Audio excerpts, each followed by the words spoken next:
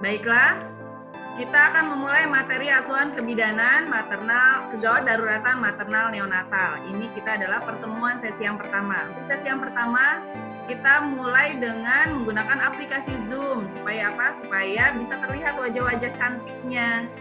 Oke, kita bicara mengenai asuhan kebidanan kegawat daruratan maternal neonatal atau ASKEP GDMN. Kita sekarang akan bicara mengenai pengertian kegawat daruratan. Apa itu kegawat daruratan? Adalah apa? Kejadian yang tidak diduga, yang secara tiba-tiba, jadi terjadinya itu bisa terjadi secara tiba-tiba. Seringkali bahkan merupakan kejadian yang berbahaya. Apalagi pengertian dari kegawat daruratan? Sebagai situasi yang serius, kadangkala berbahaya. Sebagai situasi yang serius, kadangkala berbahaya, terjadi secara tiba-tiba, tidak terduga, dan membutuhkan tindakan segera. Kenapa membutuhkan tindakan segera? Karena harus menyelamatkan jiwa atau nyawa. Oke, sekarang silakan bagi yang ingin menjawab, silakan di-unmute. Ingat, tindakan segera itu ada di langkah keberapa dari manajemen kebidanan Varni? Kata Salsa Amelia. Gimana Salsa? Keempat, Bu. Kelima atau keempat? Oke, kita review ulang. Langkah pertama dari manajemen kebidanan Varni apa? Pengkajian. Pengkajian dari data dasar yang sudah kita ambil. Langkah kedua, Interpretasi data dasar. Oke, interpretasi data yang menghasilkan diagnosa dan Oke, langkah ketiga, Mengidentifikasi diagnosa dan masalah potensial. atau masalah potensial. Langkah keempat, Mengidentifikasi menentukan siapa? kebutuhan akan tindakan segera. Iya, maksudnya mengidentifikasi kira-kira apakah yang menjadi tindakan segera dari langkah berdasarkan langkah kedua atau langkah ketiga. Nah, oke, yang kelima apa yang kelima? Perencanaan dari asuhan kebidanan yang harus kita lakukan. Yang keenam, pelaksanaan, dan yang terakhir 7 adalah evaluasi. Jadi semua tindakan atau langkah-langkah yang sudah kita lakukan sebelumnya. Oke, jadi intinya tindakan segera itu ada di langkah Empat. Jadi tindakan segera itu di langkah keempat itu akan muncul jika ada suatu kondisi dengan tujuan kita ingin menyelamatkan jiwa atau nyawa ibu yang mengalami situasi yang berbahaya. Oke, sampai di sini kita lanjut ya. Kegawatan obstetri adalah apa nih? Yang dikatakan kegawatan obstetri adalah kondisi kesehatan yang mengancam jiwa. Karena ada kata-kata obstetri di sini, maka kondisi kesehatan yang mengancam jiwanya itu terjadi hanya pada kehamilan atau saat persalinan atau sesudah persalinan. Artinya bisa terjadi pada ibu hamil, ibu bersalin, dan juga ibu nifas. Itu yang disebut kegawat daruratan. Ingat belakangnya ada kata-kata obstetri. Kalau ada ibu hamil, terus mengalami perdarahan hebat, belum sempat ditolong, kemudian meninggal, apakah itu masuk dalam kasus gawat darurat obstetri? Masuk ya Bu, karena perdarahan hebatnya dikarenakan oleh kehamilannya. Jadi bukan faktor lain yang di luar kehamilan, persalinan atau nifasnya. Oke, kita lanjut. Masalah kedaruratan selama kehamilan dapat disebabkan oleh komplikasi kehamilan yang spesifik atau penyakit medis atau bedah yang timbul bersamaan. Jadi, masalah kedaruratan itu bisa atau muncul karena adanya komplikasi kehamilan. Komplikasi kehamilan. Kehamilan itu kan harusnya yang normal itu kan kita sebutkan fisiologis. Tetapi pada saat apa sih penyakit atau komplikasi kehamilan biasanya ada apa aja yang sudah kamu pelajari? Diagnosa apa nih yang muncul? Biasanya diagnosa patologis yang muncul pada saat ibu hamil. Yang kira-kira itu Abortus, bisa menimbulkan kegawat daruratan obstetri tadi. Abortus, Bu. Abortus bisa. Ada lagi? Solusio Kehamilan plasenta. ektopik, Bu. Kehamilan ektopik. Bisa. Kemudian apa lagi? Kehamilan mola. Kehamilan mola. Oke, apa lagi? Mola hidatidosa. Mola hidatidosa. Ya, kehamilan mola sama mola hidatidosa sama apa beda tuh? Retensio plasenta. Retensio plasenta. Apa lagi? Perdarahan, Bu. Perdarahan ya banyak penyebabnya. Bisa karena retensio plasenta, bisa karena solusio plasenta dan lain-lain ya. Oke, jadi intinya masalah darurat ini muncul itu sebenarnya karena disebabkan karena adanya komplikasi dari kehamilan tadi atau bahkan mungkin penyakit medis atau bedah yang bersamaan. Misalnya ada ibu lagi hamil, misalnya baru trimester 2, kemudian harus di bedah gitu kan, harus dioperasi karena ternyata mengalami apendiksitis akut. Apa ya apendiksitis akut ya? Usus buntu.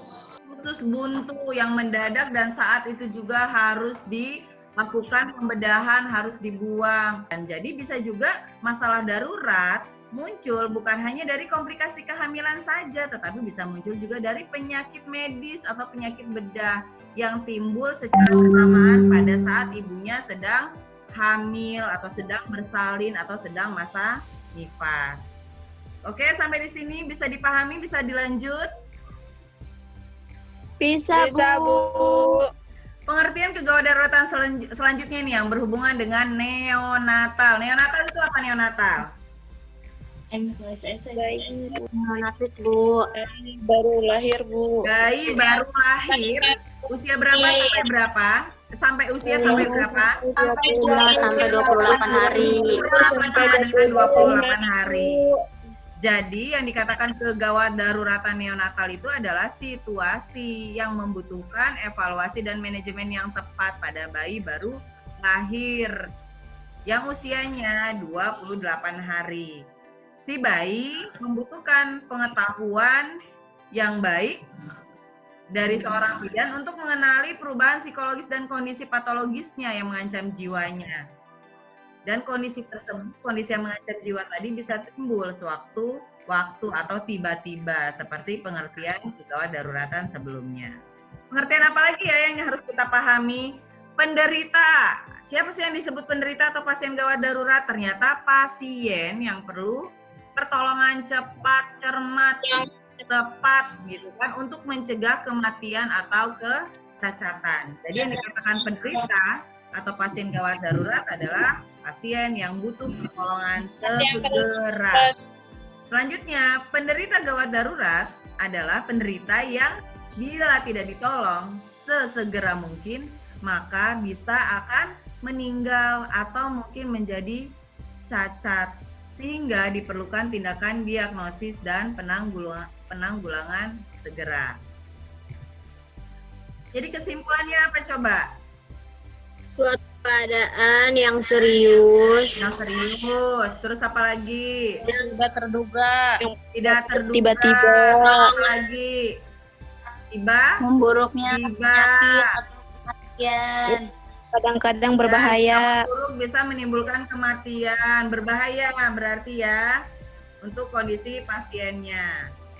Selanjutnya, kegawat daruratan dalam kebidanan, yaitu kalau yang dikatakan kebidanan atau obstetri tadi, ingat ya, kegawat daruratan dalam kebidanan atau obstetri tadi adalah kegawat daruratan yang terjadi hanya pada ibu hamil melahirkan nifas. Ini kita sudah bahas tadi, secara tiba-tiba, kemudian jika tidak dikelola dengan baik, maka bisa menimbulkan suatu situasi atau kondisi yang berbahaya. Oke, kita lanjut ya. Nah, pada saat ada kondisi pasien yang mengalami kegawat daruratan, kita harus segera kan memberikan pertolongan. Harus segera memberikan pertolongan. Ukuran keberhasilan kita memberikan pertolongan itu dilihat dari apa? Dari waktu. Waktu tanggap atau respon time dari penolong. Bagaimana si penolong ini bisa berpikir langsung, oh ini ibunya sedang mengalami kondisi gawat darurat dengan melihat gejala-gejala yang ada. Jadi si bidan, si penolong ini harus punya kesigapan bukan hanya sekedar tindakan, tetapi dimulai dengan pola pikir dulu. Si bidan dengan melihat gejala-gejala, wah ibu kok nafasnya seperti ini ya, kok tensinya begini ya, kok perdarahannya sebanyak ini ya. Itu sudah langsung dengan gejala-gejala yang ada, dengan tanda-tanda yang ada, bidan itu dalam waktu hitungan cepat gitu bisa merespon bahwa ibu ini atau bayi ini sedang dalam keadaan gawat darurat. Jadi kita pada saat ada pasien gawat darurat itu ada 3 prioritas yang harus kita perhatikan dengan segera. Apakah yang harus kita perhatikan? Jadi pada saat misalnya ada pasien, tahu-tahu misalnya yang pasien ibu perdarahan, terus pasiennya bilang, aduh ini kenapa ya kok mata saya kelihatannya jadi buram, kok saya sepertinya kurang bisa melihat. Jangan kita malah panik gitu kan, jangan kita malah panik malah yang, aduh jadi harus gimana Bu? Harus gimana dong? Saya harus gimana? Jadi jangan panik seperti itu. Tetapi yang harus kita lakukan adalah langsung bergerak, langsung berpikir ini kira-kira ibunya masuk ke dalam kondisi apa nih? Masuk kondisi gawat darurat nggak? Dan apa tahapan yang harus saya lakukan dengan segera? Yang pertama yang harus kita perhatikan adalah E atau A.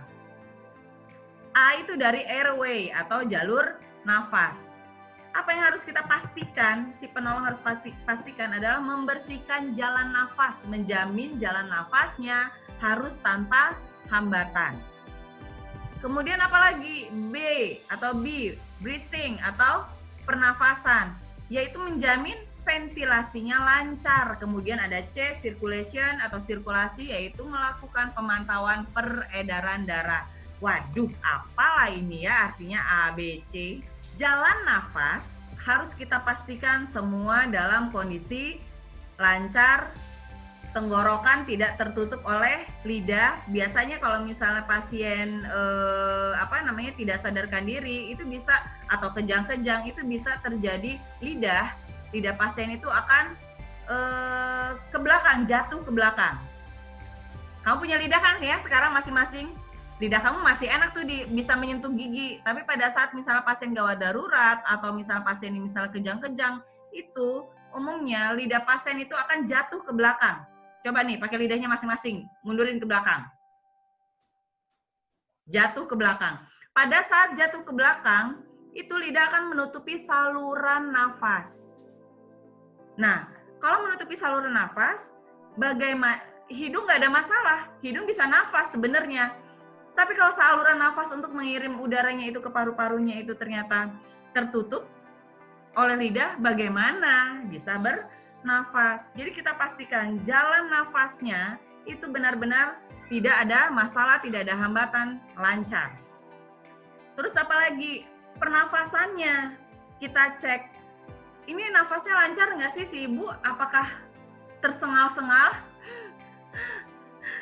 Megap-megap? Bayinya, jadi kita harus perhatikan caranya bernafasnya itu seperti apa. Apakah seperti kayak orang sesak nafas atau nafasnya seperti biasa, masih seperti pernafasan yang biasa.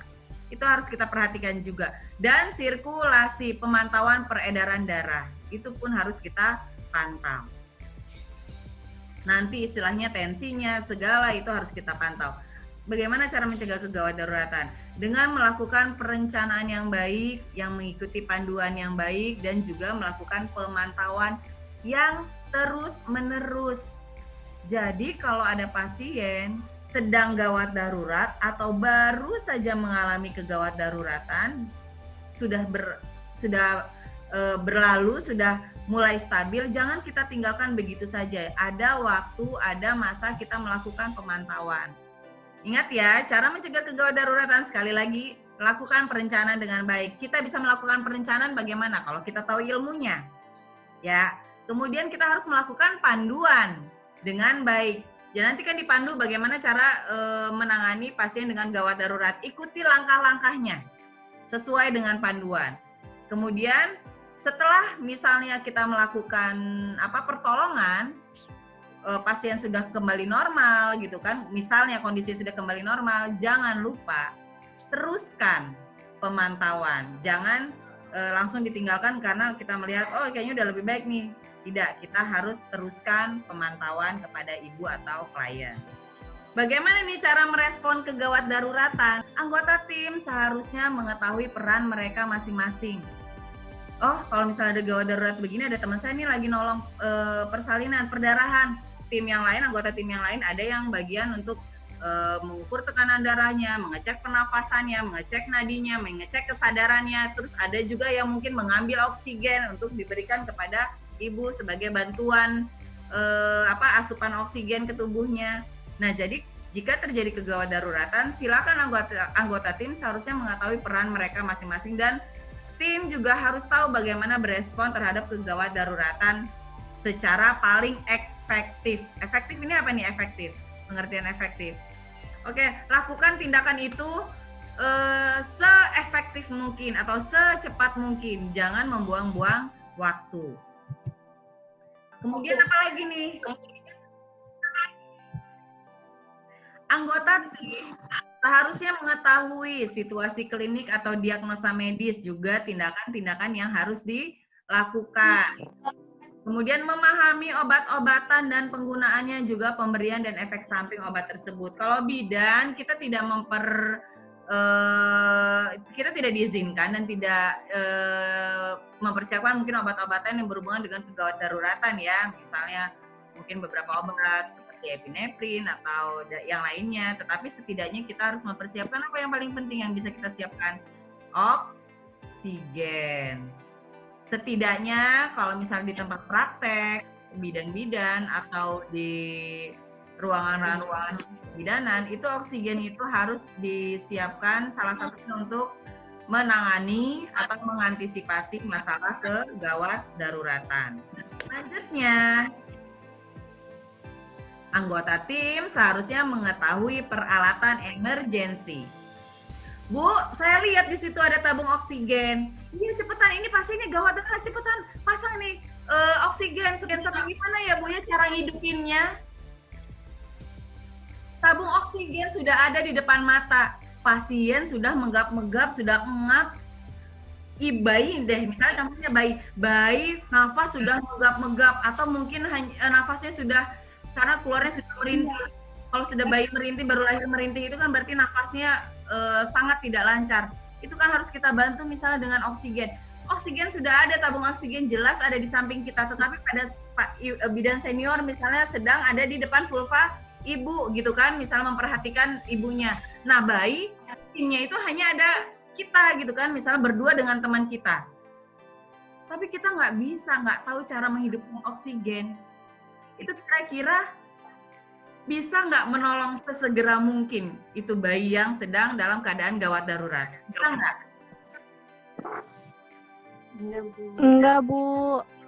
Ya, jadi kita bukan hanya sekedar mempersiapkan peralatannya saja, tetapi kita juga harus bisa mengoperasionalkan atau memfungsikan alatnya. Harus tahu bagaimana cara menghidupannya, harus tahu tekanannya sekian itu bagaimana caranya, harus tahu bagaimana mematikannya, harus tahu berapa ya kira-kira tekanan kalau misalnya memberikan oksigen kepada seorang bayi. Nah, yang seperti itu kita harus paham. Selanjutnya, penata laksanaan awal terhadap kasus kegawat daruratan kebidanan. Apa yang harus dilakukan oleh seorang bidan? Bidan tenang. Jangan ngelihat pasiennya pingsan, jangan ngelihat pasiennya mengalami perdarahan sudah kayak air keran ngacir, darahnya dibuka begitu darahnya zur. Berpikirnya langsung ya, oh yang harus saya lakukan A, B, C, D, E, F. Tahu tidak berkontrasinya karena pasiennya mengalami apa? Perdarahan. Itu kalau misalnya pasien mengalami atonia uteri, itu darah seger, keluarnya itu udah seperti kayak keran dibuka.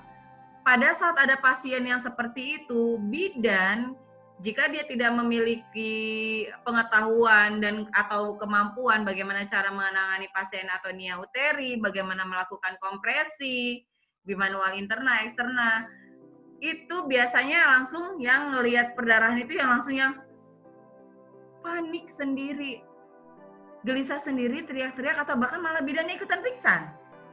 Karena bidannya nggak paham gitu kan, bagaimana cara menangani pasien dengan atonia uteri. Jadi ingat ya, bidan pada saat menghadapi pasien dengan kegawat daruratan harus tetap tenang, jangan panik, dan ingat jangan tinggalkan ibu sendiri tanpa penjaga atau penunggu. Bu, saya sendirian, Bu, nolong persalinannya saya sendirian. Bisa kalau sekarang kan persalinan tidak boleh ditolong oleh bidan sendiri ya, kecuali di fasilitas kesehatan, dan fasilitas kesehatan itu pada umumnya ada tim.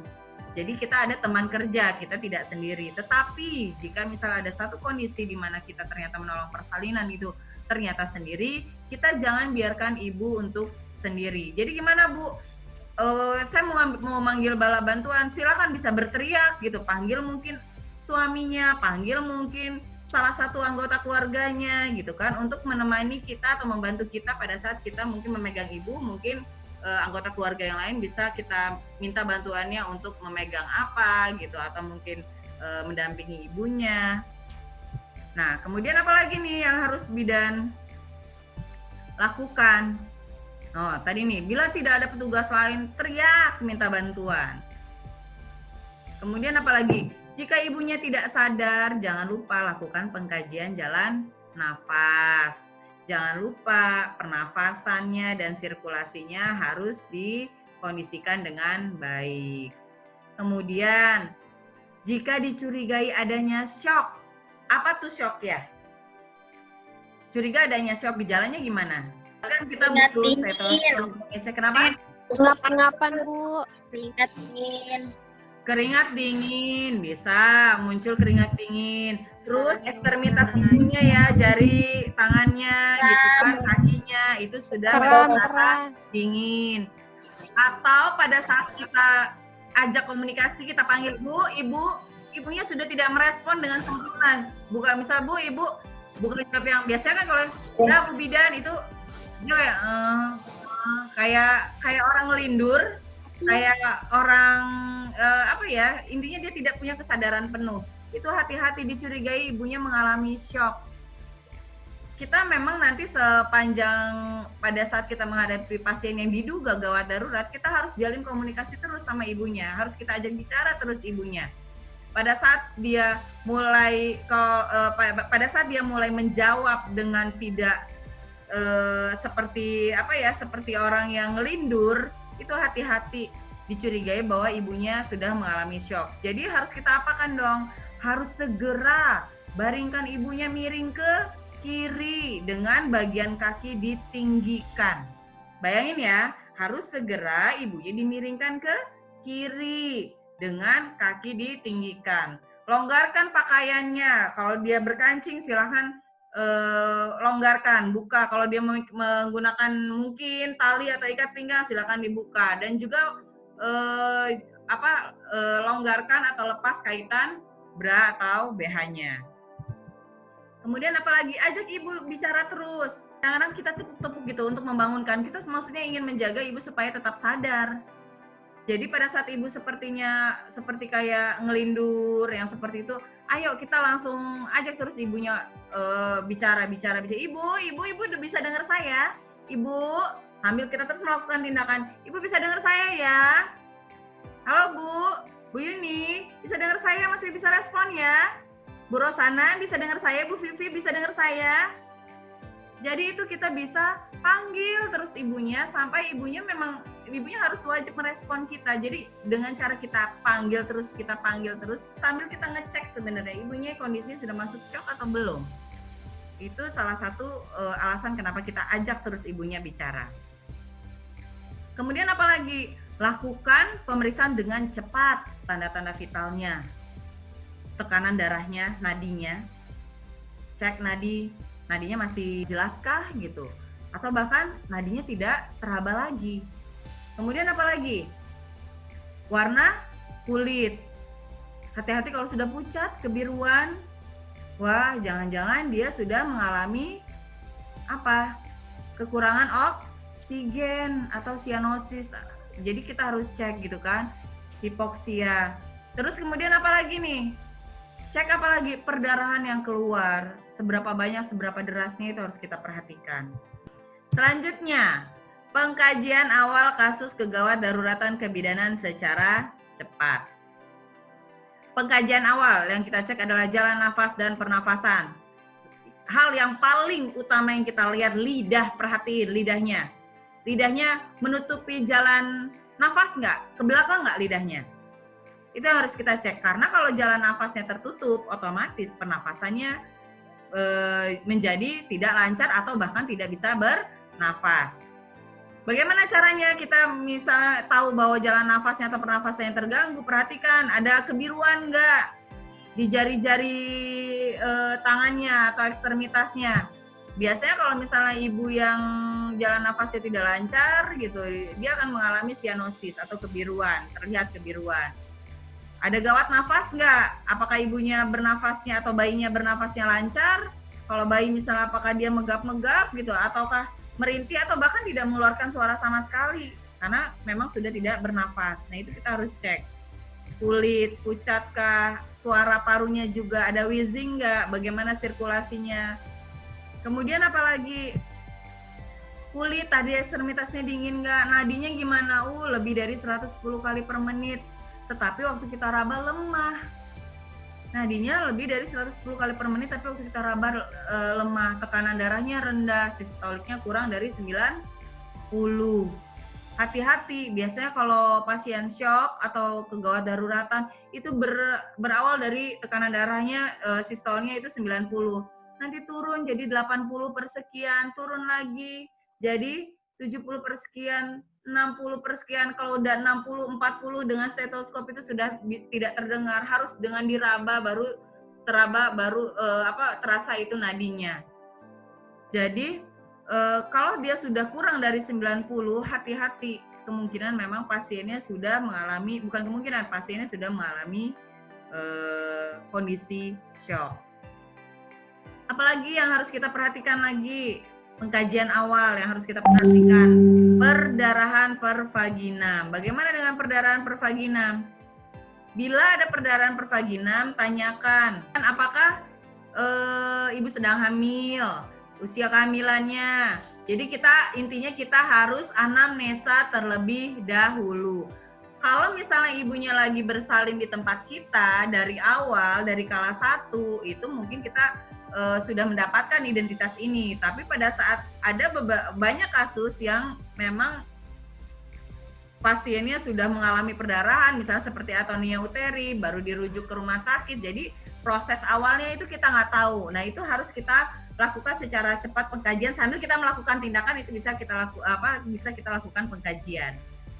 Apa nih, kita harus tahu hamil atau tidak, usia kehamilannya berapa, riwayat persalinan sebelumnya dan sekarang, bagaimana proses kelahiran plasentanya, kaji kondisi vulvanya.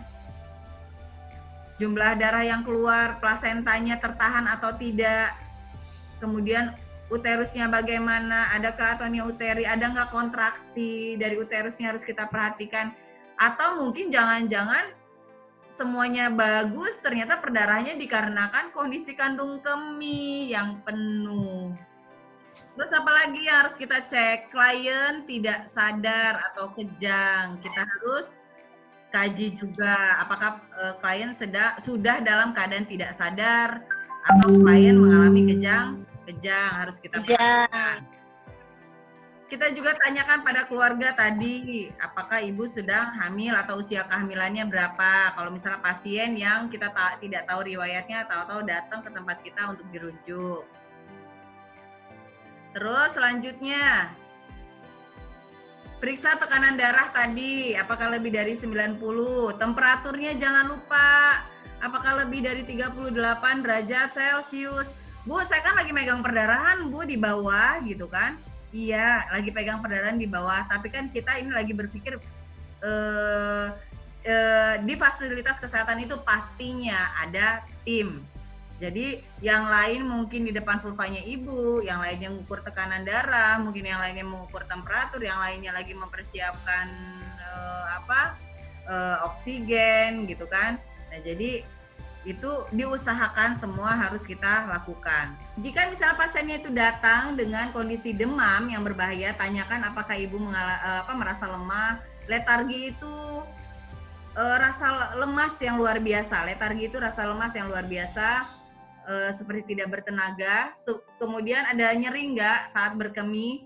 Kemudian kenapa ditanyakan ada rasa nyeri nggak saat berkemih? Takutnya di sini ada infeksi pada saluran perkemihan juga atau pada organ reproduksi di sekitar kandung kemih. Kemudian periksa temperatur lebih dari 39 derajat Celcius kah, kemudian tingkat kesadarannya, kaku kuduknya, paru-parunya bagaimana, pernafasan dangkal, kemudian abdomennya itu terasa tegang waktu kita pegang, itu terasa keras. Kemudian bagaimana dengan vulva?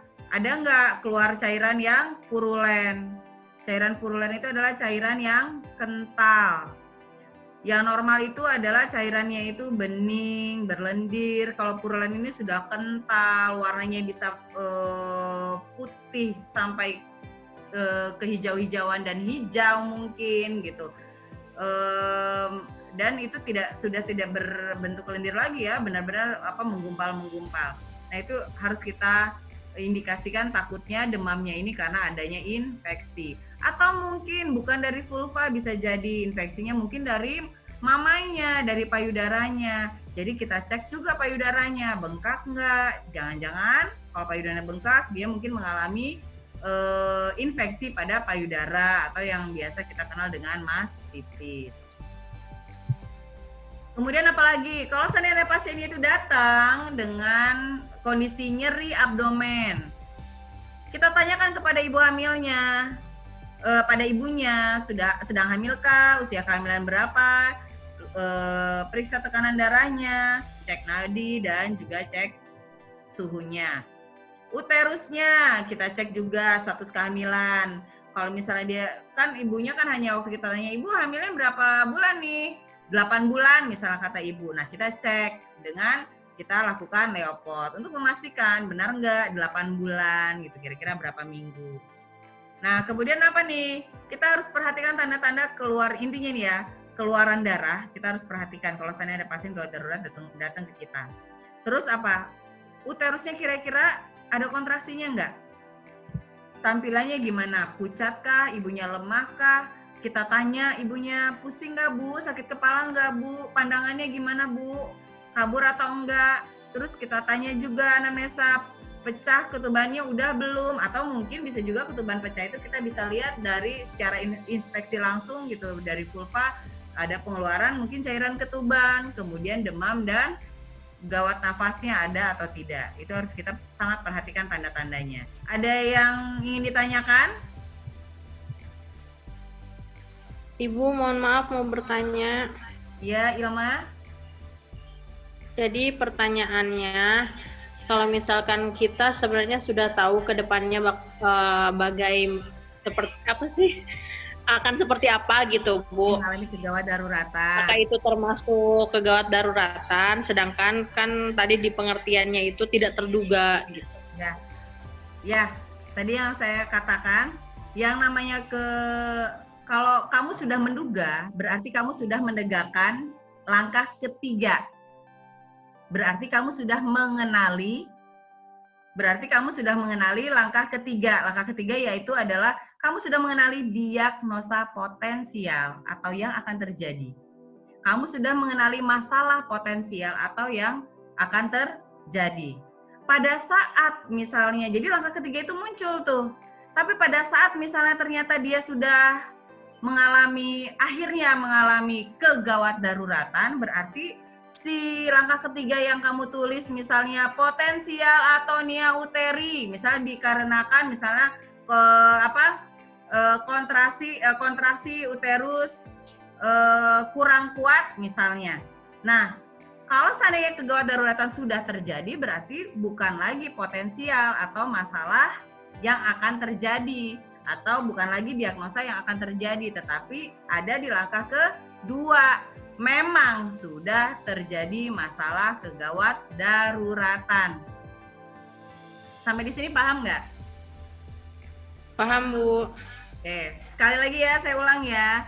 Jika kita menghadapi pasien, ada tanda-tanda atau ada gejala-gejala yang arahnya akan mengalami kegawat daruratan. Manajemen kebidanan Varney itu kan pola pikir ya. Manajemen kebidanan itu kan pola pikir.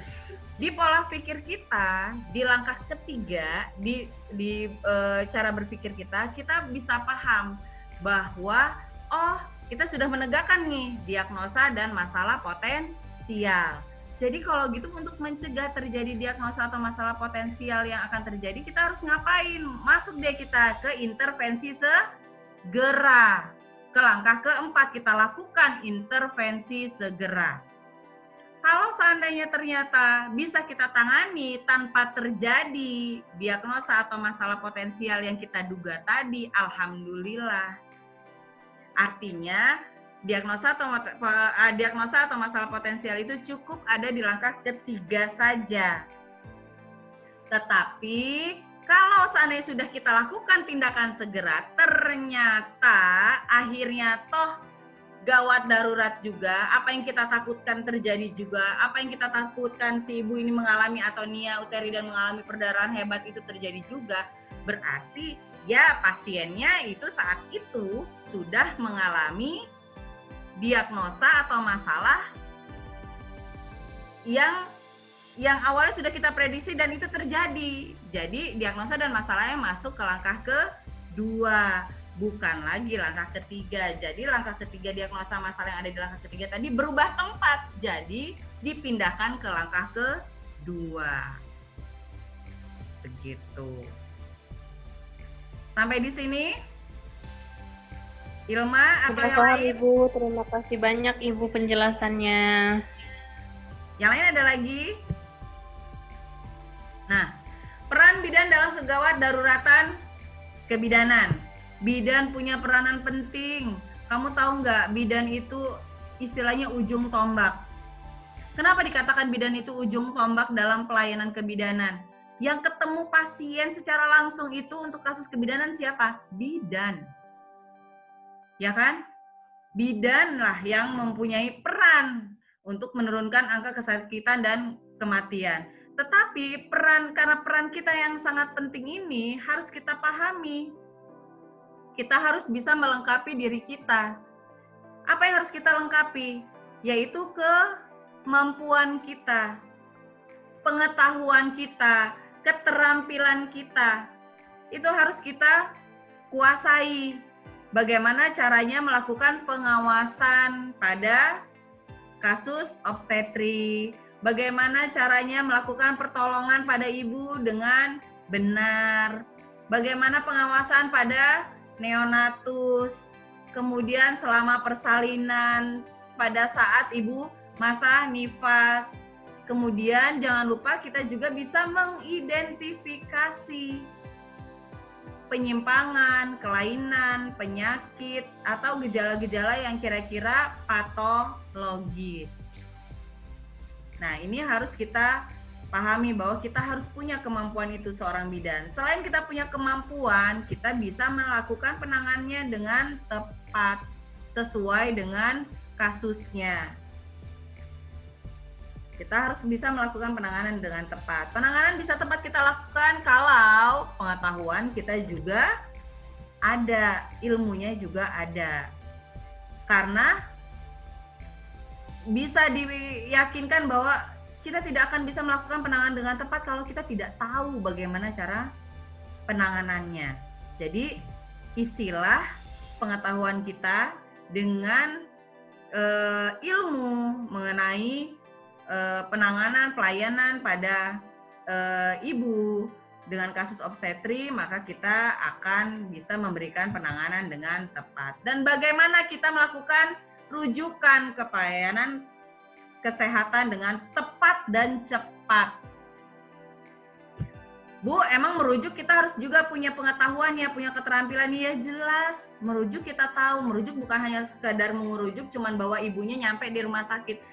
Merujuk juga kita nanti akan tahu, akan belajar. Merujuk itu, oh ternyata merujuk itu harus banyak yang dipersiapkan. Apa saja ya? Oh yang dipersiapkan pasiennya, keluarganya, pakaiannya, kemudian apalagi kendaraannya, terus bagaimana lagi biayanya, dan lain-lain. Jadi merujuk juga bukan asal yang penting pasiennya badannya keangkat langsung berangkat, bukan.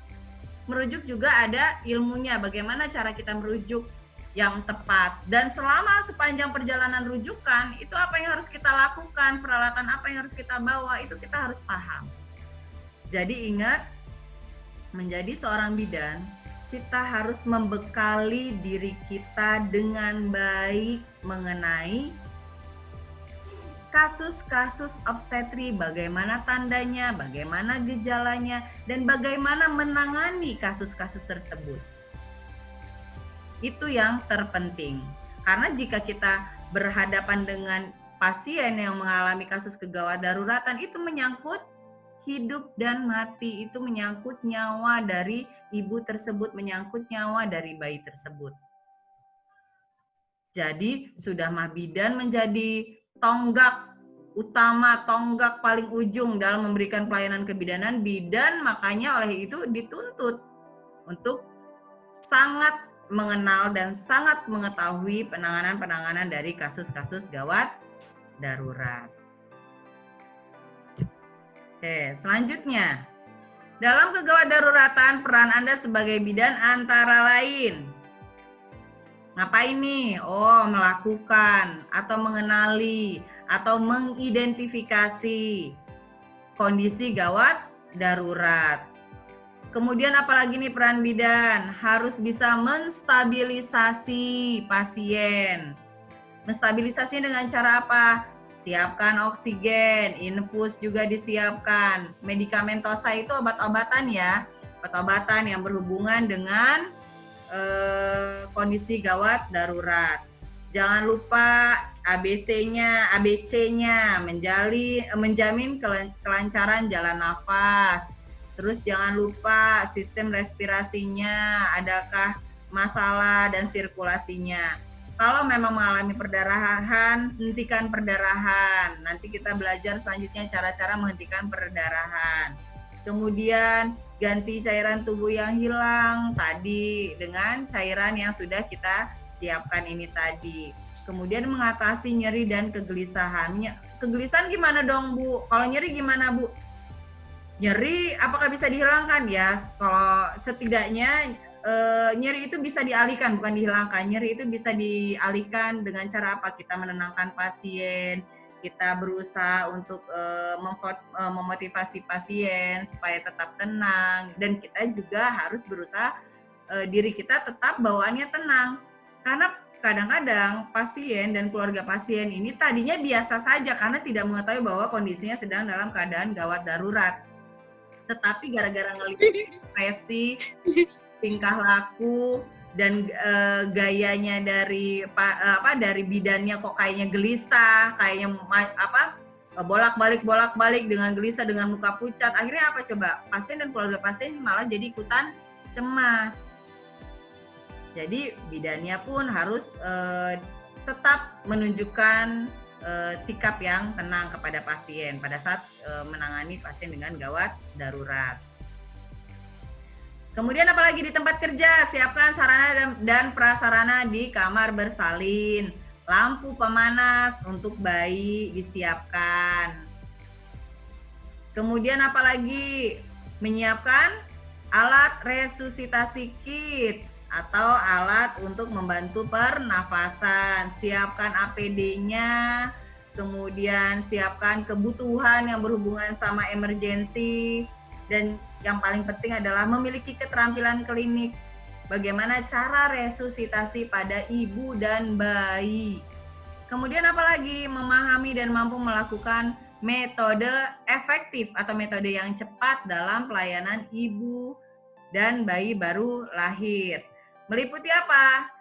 MPS, Making Pregnancy Safer. Tahu ya materinya ya? Ini kayaknya semester 1 mungkin. Safe Motherhood, Bonding Attachment, dan juga inisiasi menyusui dini dan lainnya. Sudah belajar ya? Sudah, Bu. Oke. Kita lanjut. Waduh. Ini yang paling penting yang harus dikerjakan dan ditunggu sampai pukul 24.00.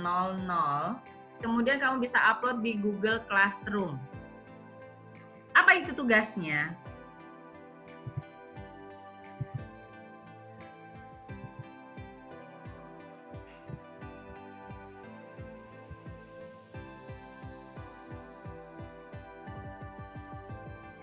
Oke, tugasnya adalah Nyonya M, P5, paritas 5, dan melahirkan anak kelima-limanya itu hidup, telah ditolong persalinannya 2 jam yang lalu. Saat melakukan observasi, Nyonya M mengeluh pusing, keluar darah dari kemaluan yang banyak atau terasa deras. Pertanyaannya, apa yang Anda lakukan sebagai seorang bidan? Sampai di sini ada pertanyaan? Tidak, Ibu. Wah, Tidak, tidak. Ibu. Berarti pada mendengarkan semua ya? Iya, insya Allah, Bu. Ibu, punten, Bu. Izin Ya, bertanya. Hmm? Ibu kan kalau di rumah sakit itu, Bu, suka banyak kasusnya, Bu. Kalau lagi gawat darurat, mungkin karena alatnya yang kurang lengkap atau ini itu, Bu. Itu, Bu, sebagai tenaga kesehatan, Bu, kita harus bagaimana, Bu, kalau alat-alat kurang lengkap gitu, Bu? Misalnya begini deh, misal keterbatasan misalnya di bidan di tempat kita praktek tuh, di fasilitas kesehatan tempat kita bekerja, misalnya keterbatasan tidak ada underpad, misalnya habis ya underpad. Terus gimana dong Bu? Sementara teorinya kami itu belajar bahwa menolong partes itu ibu dialasi dengan underpad. Kalau nggak ada underpad gimana? Ya bidan dituntut untuk berpikir cepat. Kalau nggak ada underpad gimana? Terus emang darahnya harus ngucur-ngucur kan enggak? Jadi apa? Carilah kain-kain yang mungkin sudah dipakai oleh ibu gitu yang kita bisa jadikan alas. Tapi kalau misalnya kayak alat-alat kayak tadi EKG, misalnya EEG yang seperti itu mah ya usulin sama yang ini kali ya, pimpinan institusinya ya, untuk melengkapi peralatan yang seperti itu. Dan EEG atau EKG itu dibutuhkan itu mah untuk perawatan lanjutan setelah pasien sudah tahap awalnya ditangani terlebih dahulu oleh seorang bidan. Oke. Oh iya, Ibu, makasih, Bu. Iya, Bu. Makasih, Bu. Semangat kerjain tugasnya. Saya tutup ya. Siap, Bu. Assalamualaikum warahmatullahi wabarakatuh. Waalaikumsalam warahmatullahi wabarakatuh. Terima kasih, Bu.